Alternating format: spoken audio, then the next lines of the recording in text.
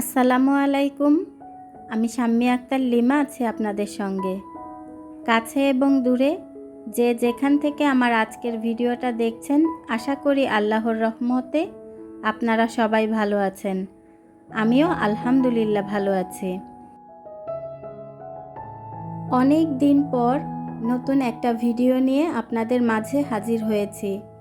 জানি না আমার কথা আপনাদের মনে আছে কিনা, তবে আমার ভালোবাসার যে সমস্ত আপুগুলা আছেন তারা কিন্তু কোনো না কোনোভাবে আমাকে নক করেছেন এবং আমি কেমন আছি বা কোথায় আছি, কেন ভিডিও দিচ্ছি না, এ সম্পর্কে অনেক ধরনের প্রশ্ন করেছেন।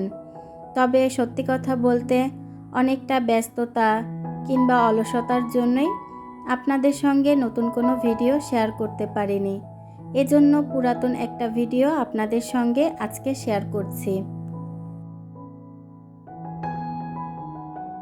বিদায় নেওয়া এবং বিদায় দেওয়া দুটোই কিন্তু খুব কষ্টদায়ক।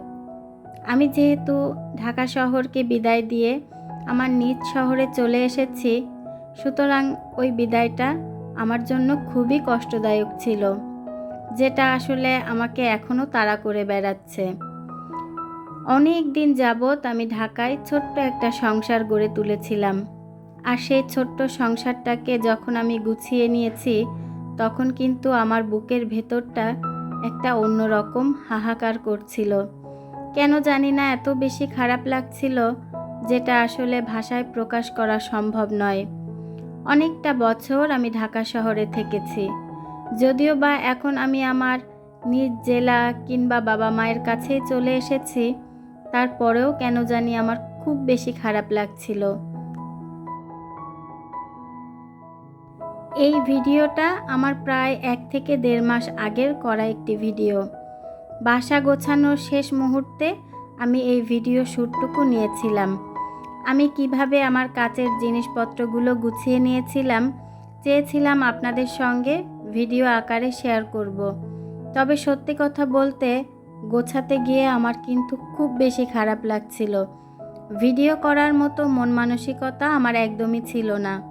তবে শেষ মুহূর্তে আমি 2-1 দিন মিলে ছোট্ট ছোট ক্লিপ নিয়ে এই ভিডিওটুকু তৈরি করেছিলাম, আর সেটাই আপনাদের সঙ্গে শেয়ার করছি। একটা জেলা থেকে অন্য আরেকটা জেলাতে সংসারের জিনিসপত্র গুছিয়ে নিয়ে আসা কতটা যে কষ্টসাধ্য ব্যাপার, যারা শুধুমাত্র বাসা চেঞ্জ করেছেন তারাই এই কষ্টটা বুঝতে পারবেন। আমি আমার বাসার সমস্ত জিনিসপত্রগুলো খুবই যত্ন সহকারে প্যাকিং করেছিলাম, কারণ এক একটা জিনিসের পেছনে কতটা যে গল্প আছে, সেটা যে নারীরা সংসার করেন, সংসারের জিনিসপত্র কেনাকাটা করেন, তারাই কিন্তু জানেন। আমার কাচের সমস্ত জিনিসপত্রগুলো আমি কার্টুনে করে সুন্দরভাবে মুড়িয়ে নিয়ে এসেছিলাম, তবে সেগুলো কিন্তু আপনাদের সঙ্গে শেয়ার করতে পারিনি। কার্টুনের ভেতর করে যেহেতু আমি কাচের জিনিসপত্রগুলো এনেছিলাম, এজন্য কার্টুনের মধ্যে প্রথমেই আমি মোটা একটা কাঁথা কিংবা চাদর এভাবে দিয়ে নিয়েছিলাম। এতে করে নিচে থেকে কিন্তু ভেঙে যাওয়ার কোনোই সম্ভাবনা থাকে না। আর আমার যে সমস্ত কাচের বোতল কিংবা টুকটাক জিনিসপত্রগুলো ছিল, সেগুলোকে আমি এভাবে আমার প্ল্যান্টারের মধ্যে করে নিয়ে এসেছিলাম। এতে করে আমার একটা জিনিসপত্রও কিন্তু ভেঙে যায়নি। প্রত্যেকটা কাচের জিনিস আমি এত সুন্দর করে প্যাকিং করেছিলাম যে আমার খুলনায় আসার পরেও আমার একটা জিনিসেরও কিন্তু কোনো ক্ষয়ক্ষতি হয়নি। আমি আর আমার হাজবেন্ড দুজনে মিলে খুব সুন্দর করে আমাদের জিনিসপত্রগুলো গুছিয়ে নিয়েছিলাম। তবে গাড়িতে আসার সময় জানি না কী কারণে আমার ড্রেসিং টেবিলের গ্লাসটা আর আমার সোফার হ্যান্ডেলটা কিন্তু ভেঙে গিয়েছিল। এটা আসলে আমাদের কোনো হাত ছিল না।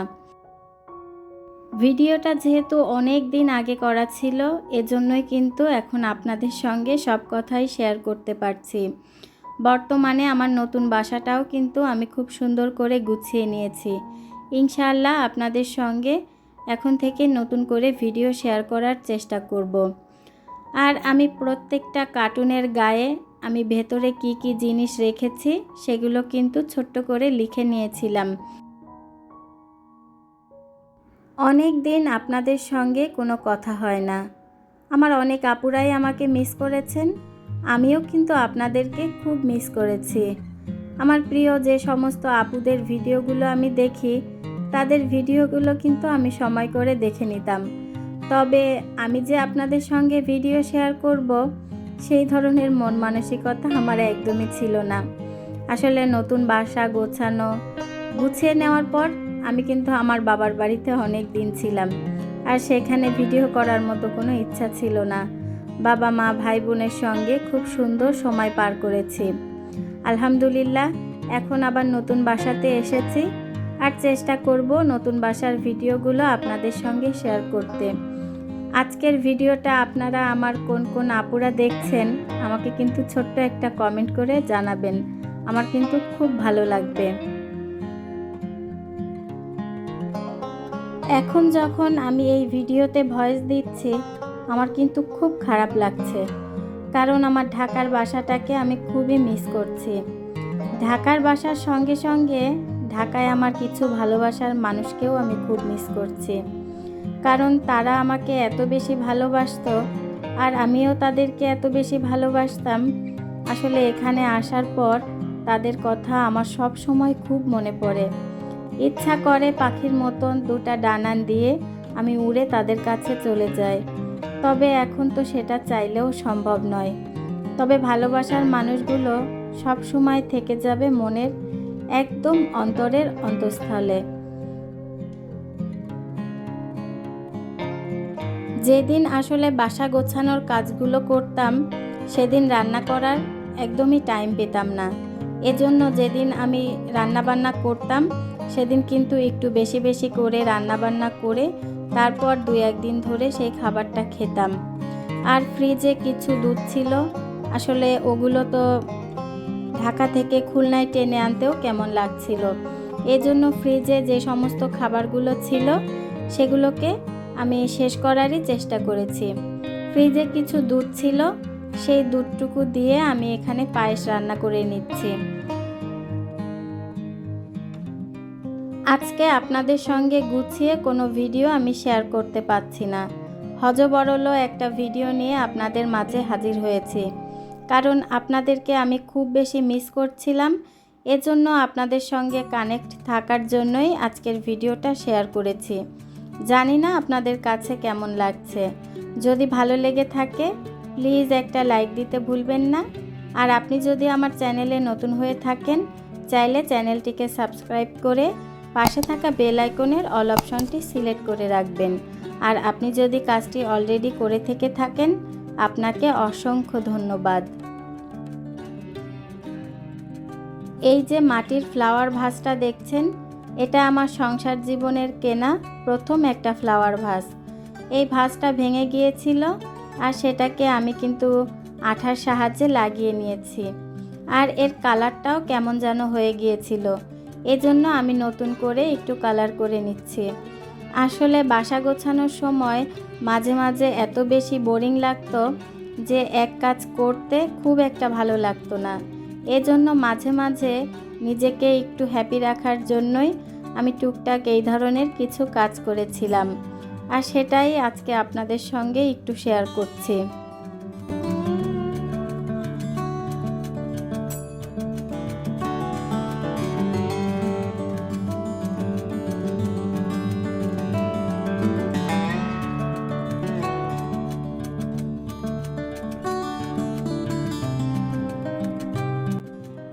এই ধরনের টুকটাক কাজ করতে আমি কিন্তু খুব ভালোবাসি। আমার যখনই মন খারাপ থাকে বা মন ভালো থাকে, আমি এই ধরনের কাজগুলো করি, কারণ এই ধরনের কাজগুলো আমাকে একটা মানসিক শান্তি দেয়, যেটা আসলে আপনাদেরকে আমি বোঝাতে পারবো না। আমি মাঝে মাঝেই অবসর সময়টাতে টুকটাক নানান ধরনের হাতের কাজ করি, আর এই হাতের কাজগুলো আমার কিন্তু খুব ভালো লাগে। আমার যেমন আমার হাতের কাজগুলো ভালো লাগে, আর আমার কাজগুলো যারা দেখেন তাদেরও কিন্তু খুব ভালো লাগে। এই যে দেখেন, পুরাতন একটা ফ্লাওয়ার ভাসকে আমি কিন্তু সুন্দর একটা নতুন রূপে সাজিয়ে নিয়েছি। এখন এই ভাঁজটা দেখতে কেমন লাগছে বলেন তো? যেহেতু এটা আমার সংসার জীবনের কেনা প্রথম একটা ফ্লাওয়ার ভাস, এজন্য ফেলে দিতেও কিন্তু খুব মায়া লাগছিল। এজন্য এটাকে আমি সুন্দর করে নতুন করে সাজিয়ে নিয়েছি। এখন দেখতে কিন্তু মাশাআল্লাহ খুব সুন্দর লাগছে।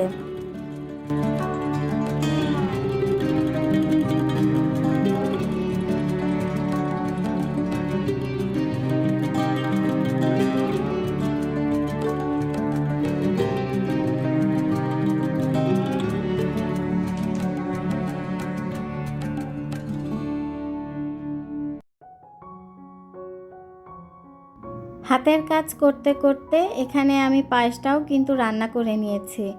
আসলে পেইন্টিং করছিলাম, সেই সঙ্গে চুলায় পায়েসও বসানো ছিল, সেটার দিকেও খেয়াল রাখছিলাম। দুইটা একসঙ্গেই করে নিয়েছি, কারণ বাসার অবস্থা যেহেতু এখন খুব একটা ভালো না, এজন্য আপনাদের সঙ্গে সুন্দর করে কোনো কিছুই শেয়ার করতে পারছি না। আমার প্রিয় বাসা, প্রিয় কিচেনে এটাই ছিল আজকের আমার শেষ রান্না। এর পরের দিনই সকালবেলা আমরা কিন্তু চলে যাচ্ছিলাম খুলনাতে। এই যে পরের দিন দেখেন আমার বাসা থেকে সমস্ত জিনিসপত্রগুলো বের করে নেওয়া হচ্ছে। আর এই সময়টাতে আমার এতটাই খারাপ লাগছিল যে আমি আমার বেলকনিতে বসে অঝরে কাঁদছিলাম। কেন জানি না এত খারাপ লাগছিল, সেটা আসলে আমি বুঝতে পারছিলাম না। এই যে আমার শখের কিচেনটাকে আমি কত সুন্দর করে সাজিয়েছিলাম, সেটা কিন্তু আপনাদের সঙ্গে শেয়ার করেছিলাম। আর আমার কিচেন ট্যুরের ভিডিওটা আমার আপুরাও অনেক পছন্দ করেছিলেন। এখানে আমার সমস্ত পছন্দের গাছগুলোকে আমি একটা কসকেটের মধ্যে, তারপর বড় গাবলার মধ্যে করে নিয়ে নিয়েছিলাম। এই যে আমার শখের বেলকনিটা। আমার এই প্রিয় বাসাটাকে আমি সারাটা জীবন খুব বেশি মিস করব। যতই ভালোবাসাতে থাকি না কেন, এই বাসাটাকে আমি কখনোই ভুলবো না। এক বুক কষ্ট নিয়ে আজকের ভিডিওটা আমি এখানেই শেষ করছি। সবাই ভালো থাকবেন, সুস্থ থাকবেন, আমাদের জন্য দোয়া করবেন। আল্লাহ হাফেজ। আসসালামু আলাইকুম।